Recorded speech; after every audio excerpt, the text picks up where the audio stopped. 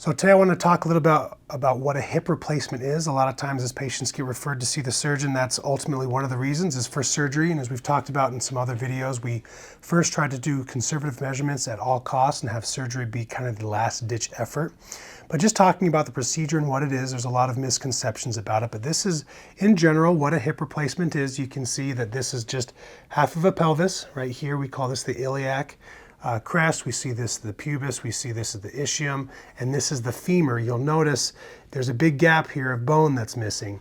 And so during a hip replacement, what we're actually replacing is the top part of the femur, called the femoral head and neck, and the inside of this cup, which is called the acetabulum.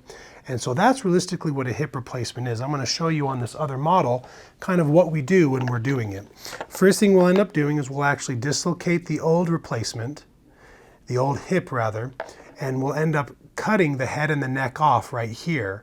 And what we do is we then place an implant on the inside that's the correct size, and then we can adjust the size of the ball that's at the edge to make sure that it's the correct size, so that the leg length is the same, and we make sure that we have a stable hip. We then do the same thing on the hip by smoothing out the inside, removing all the cartilage, removing some of the bone that's necessary in order to fit what we call the cup or the acetabular shell in place.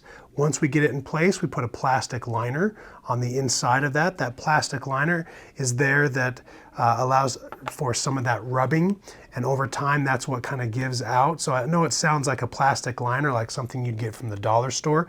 It's not. It's called high molecular weight polyethylene. It's medical grade plastic that has some really good wear characteristics.